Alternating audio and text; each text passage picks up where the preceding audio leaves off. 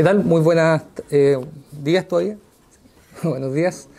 Mi nombre es Óscar Menares. Milito en la Organización Comunista Libertaria y antes que todo agradecer la invitación de los compañeros de la comunidad militante y particularmente de la Escuela Popular Permanente. Como ustedes han visto, digamos, importante este tipo de espacio donde los guiños queden de lado, digamos, por decirlo de alguna forma, y poder dar espacio al debate y a la conversación precisamente para poder generar las alternativas necesarias para salir de la situación que nos encontramos. A modo de introducción, digamos, la organización política de la que formo parte es una organización política que tiene aproximadamente 10 años de construcción en Chile, y una organización política que, digamos, sus cuadros, gran mayoría de ellos son pertenecientes a una generación que se construyó políticamente al calor de la lucha antineoliberal, el proceso, digamos, de transición, entre comillas, ¿cierto? Este gobierno, entre comillas, también democrático. Y por tanto, una generación que recoge y es tributaria, evidentemente, de toda una reflexión política de la izquierda revolucionaria en nuestro país, ¿cierto? De sus diversas vertientes, sus diversas concepciones, y que nos ha permitido a nosotros ir esa lucha, ese desarrollo orgánico, ir construyendo, digamos, ir teorizando en torno a lo que va sucediendo. Por tanto, esta exposición, digamos, se funda particularmente en esa lectura de periodo y que busca fundamentalmente generar algún tipo, digamos, de preguntas, interrogantes que podamos también debatir entre nosotros, dado que los compañeros que me antecedieron en la palabra han sido categóricos en señalar, digamos, una serie de elementos que son transversales en este diagnóstico. Por tanto, voy a proceder, digamos, a dar esta exposición precisamente para poder abordar desde una perspectiva más de fondo, digamos, estos mismos elementos que nos estamos refiriendo en esta oportunidad. Bien, cada cosa es al mismo tiempo ella misma y su otra. Cada cosa o totalidad es movimiento, es cambio. La dialéctica, como método de análisis de la realidad, nos presenta el movimiento propio o automovimiento como actividad de transformación material, como práctica revolucionaria. El modo de producción capitalista, como totalidad, expresa una contradicción fundamental en que el ser humano, despojado de su condición humana esencial y potencia creadora, el trabajo, ha devenido en mercancía, un objeto, cuyo valor de cambio se establece en relación a otras mercancías. Así, el trabajo y por extensión el trabajador es susceptible de apropiación privada, que toma forma de plusvalía. La apropiación privada del trabajo no es una situación natural, es una situación histórica y por tanto transitoria. Expresión de relaciones sociales de producción entre los hombres y mujeres basadas en la explotación. Es de esta forma que el trabajo se vuelve objeto y el objeto en sujeto. Inversión conceptualizada por Marx como fetiche de la mercancía y que expresa el halo místico y fantasmagórico que encubre las relaciones de producción capitalista en que el trabajo, como verdadero productor del valor, se objetiviza en mercancía y la mercancía adquiere características humanas.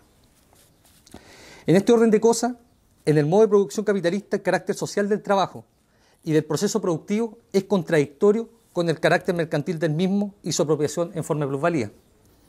Esta contradicción, como expresión de una totalidad en movimiento, posee una dimensión histórica. De manera que el modo de producción capitalista a nivel mundial debe ser situado desde la perspectiva de las formaciones económicas y sociales concretas. En el plano internacional, el modo de producción capitalista es predominante en las formaciones económicas y sociales, logrando desarrollar características específicas y que lo sitúan en una fase superior, ¿cierto?, de desarrollo que denominamos imperialismo. Fase caracterizada por relaciones de dominación política e ideológica y explotación económica que tienen su origen en el alto grado de concentración de capital que toma forma en la existencia del capital monopólico transnacional y, por tanto, en los monopolios, en los holdings, trusts, etc. Dicha concentración es posible dar la ley del máximo beneficio propia del modo de producción capitalista, lo que ha tendido a la eliminación de la libre concurrencia, generándose la subordinación del capital industrial al capital financiero. En ese proceso, el capital monopólico centra su atención en la conquista de nuevos mercados y en la eliminación de sus medidas de protección en función de su máximo desarrollo. De esta forma, integra en su paso a importantes fracciones de la burguesía por la vía de la transformación en su propio beneficio de las modalidades específicas de acumulación de capital, lo que trae consigo la formación de bloques del poder. Ello le atribuye un rol dirigente en el plano estructural al capital monopólico transnacional, lo que se expresa políticamente en el ámbito de las representaciones políticas en el Estado, transformando las características específicas de este último. Por otra parte, la lucha de la liberación del trabajo y la recuperación de la condición humana esencial toma forma en el plano internacional en una lucha de los trabajadores y trabajadoras por contrarrestar los efectos no distributivos derivados de los ajustes o cambios del o en el patrón de acumulación, lo que se hace extensivo a la resistencia de los trabajadores frente a los efectos de la ley de baja tendencial de la tasa de ganancia.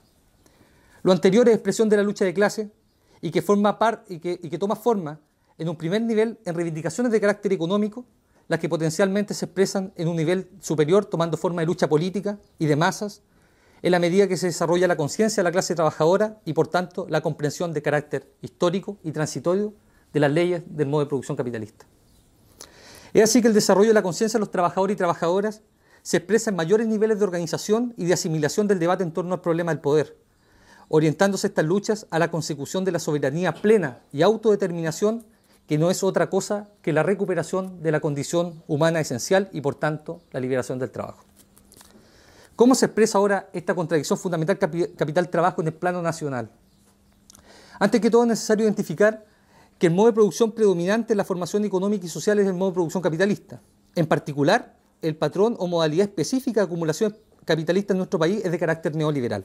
Esto es una modalidad específica de acumulación y reproducción de capital que se expresa básicamente en la sobreexplotación de la fuerza de trabajo y, por tanto, el aumento de la tasa de plusvalía, amparado esto, por ejemplo, por relaciones laborales desreguladas, como por ejemplo el Código del Trabajo, y la apropiación, extraordinaria expropiación de plusvalía a través, por ejemplo, del sistema de pensiones en Chile. Además, este modelo expresa un grado de dependencia que se manifiesta en flujos ingentes de masa de capital al mercado financiero mundial derivado de la explotación del trabajo, como ya hemos señalado, pero además de la renta de la tierra, particularmente la extracción de recursos naturales. La consolidación de monopolios también en los sectores estratégicos de la economía y el sector de servicios, en la supresión de la actividad económica del Estado, en la redistribución del ingreso que opera en contra de los trabajadores asalariados de la mediana y pequeña burguesía a favor del capital monopólico transnacional, en la integración de capas sociales al consumo de bienes y servicios por la vía del endeudamiento con el capital financiero, y la política de Estado de subsidio a la demanda que opera en beneficio del capital monopólico y fracciones de la gran burguesía controladora de la oferta privada de servicios públicos.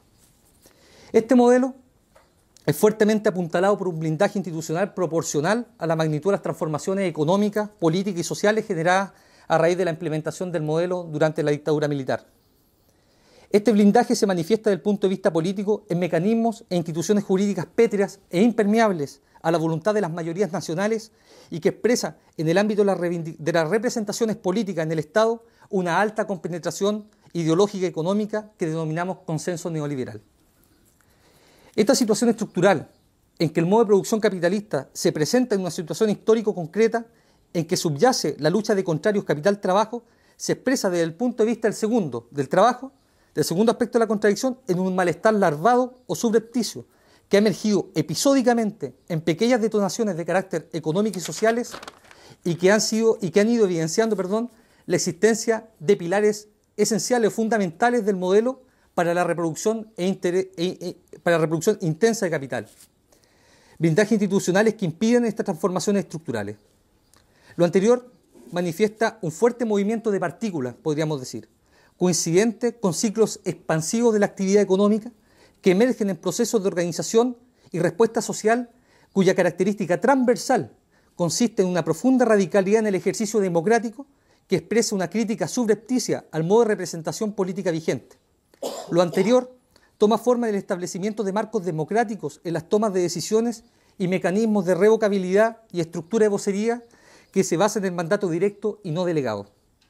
Desde el punto de vista de los contenidos, las demandas toman forma en programas de reforma que comienzan a expresar una voluntad de transformación económica y política, aunque aún no expresan una orientación socialista. Cada cosa es al mismo tiempo ella misma y su otra. Ello involucra comprender el sentido de la unidad de los contrarios, lo mismo que lo que nos lleva a la siguiente interrogante. ¿La unidad de los contrarios involucra la síntesis de los mismos? Dicho de otra forma, ¿los opuestos son complementarios en una totalidad? Vale decir, ¿dos se unen en uno? ¿O comprendiendo que la realidad no es estática, el movimiento propio y por tanto la actividad de transformación material involucra comprender que la superación de los contrarios se desarrolla a partir de la lucha o conflicto entre contrarios? Como dice Alain Badiou, citando en un libro Lenin reactivado a los comunistas chinos de izquierda, el uno se divide en dos. Pues bien, sostenemos que lo nuevo emerge como fruto de la actividad transformadora y por tanto del movimiento, de la práctica revolucionaria. Esto es la actividad consciente de transformación, entendiéndonos como parte de una totalidad. Si el uno no se divide en dos, evidentemente la estrategia para la superación de la contradicción, si el uno se divide en dos, como he señalado, evidentemente la estrategia de superación de esa contradicción será una estrategia de ruptura. Una contradicción no puede resolverse automáticamente o sin dificultades. Su naturaleza objetiva siempre implica la amenaza real de catástrofe. Exige llegar a entender su lógica específica, y de ahí surge la elaboración de una estrategia para superarla en la práctica. En el contexto nacional, para que fuera posible la existencia y reproducción de un aspecto de la contradicción, necesariamente se requería definir de antemano las condiciones que garantizaran absolutamente dicha reproducción, lo que refiere fundamentalmente al marco institucional por una parte y a la consolidación de la hegemonía ideológica neoliberal por otra. De esta forma, el Kampfplatz, el campo de batalla, ya no radica esencialmente en el Estado, que ha devenido en un cascarón vacío, como lo fue en el patrón de acumulación anterior, sino que es mucho más extenso, cuyo centro se encuentra a extramuros del marco institucional predefinido por uno de los aspectos de la contradicción. Que la estrategia de ruptura democrática coloque el centro de conflicto fuera de los marcos de reproducción del modelo implica necesariamente ampliar el terreno de disputa y atraer el eje hacia donde existen condiciones favorables para la superación de la contradicción. Ello mismo tendrá el efecto de constituir la contraparte real, el antagónico que expresa en términos concretos ese aspecto de la realidad que hoy día se muestra difusa o diluida. El método de la estrategia, por tanto, será la ingobernabilidad política y económica, y el vector político-volitivo de la misma, por tanto, portadores de relaciones sociales nuevas, está constituido por la radicalidad democrática de masas y un programa de reformas estructurales que se haga cargo, eso sí, de proyectar esas nuevas relaciones en una orientación socialista. La estrategia de ruptura democrática así concebida no constituye un hecho, un evento o un momento. Es un proceso de despliegue histórico que abarca la totalidad del Kampfplatz, particularmente este campo de batalla, ¿cierto? Y basado en un diseño táctico dúctil cuya centralidad funcional debe ser operativa a la estrategia. Los aspectos o tareas específicas del diseño táctico estratégico merecen una aplicación sistemática con énfasis diferenciados, esto último determinado por la perspectiva de la carga del tiempo histórico necesaria para la consecución de dichas tareas o aspectos tácticos estratégicos. Por tanto, lo que podemos nosotros concebir desde el punto de vista del diseño táctico estratégico para precisamente abordar la tarea del desarrollo, de la superación de la contradicción en el periodo, pasa por la elaboración de un diseño precisamente táctico estratégico, cuyo elemento precisamente constituyente es la unidad política y social del campo de la izquierda y del campo popular.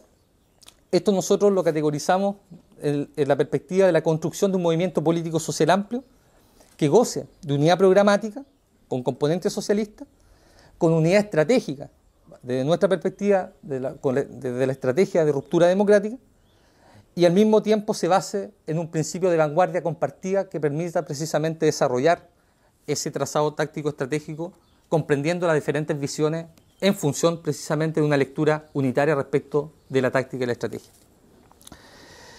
Asimismo, otro de los aspectos que es necesario mencionar cuando se decía de que la pertinencia está mediada, ¿cierto?, por la carga del tiempo histórico que tiene precisamente el desarrollo de ese tipo de tareas táctico-estratégicas, implica visualizar la neutralización táctico-estratégica del monopolio, no solamente de los medios de comunicación y de reproducción ideológica del modelo de acumulación, sino que además de sus brazos, digamos, armados, que es particularmente las Fuerzas Armadas. Por tanto, eso nos permitiría abordar la lucha institucional como un aspecto táctico funcional a la estrategia. Eso evidentemente es materia precisamente de apuestas políticas que tienen que ser precisamente encaminadas en función de la consecución de esos aspectos estratégicos establecidos por esta estrategia de ruptura democrática y que comprende precisamente su centralidad fuera de los extramuros del Estado, pero que también comprende que el Estado y su estructura institucional cumplen un rol en la determinación del campo de juego. Por tanto, podríamos señalar de que en el evento de la superación de esa contradicción del periodo se abriría eventualmente una nueva etapa de la lucha de clase en Chile. Esa nueva etapa de la lucha de clase en Chile, que especialmente podría tomar forma en el desarrollo o la existencia de una formación económica y social capitalista, eventualmente podría, si es que el desarrollo de las fuerzas motrices, fuerzas políticas y sociales, rompiendo precisamente estos blindajes institucionales y poniendo el protagonismo y el centro en la democracia y lucha de masa, podrían eventualmente generar un control por arriba del aparato del Estado y un control por abajo, ¿cierto?, a nivel, digamos, del desarrollo de lo que podríamos denominar el poder popular.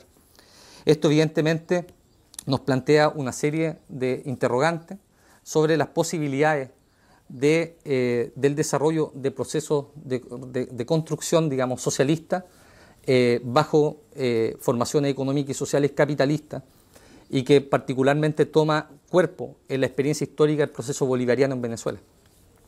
Al margen, digamos, de esa última consideración, evidentemente, hoy día las tareas de los revolucionarios plantean la unidad en función de un programa, plantean la unidad en función de una estrategia y también plantean una unidad en función de la práctica revolucionaria. Eso, compañeros. Muchas gracias.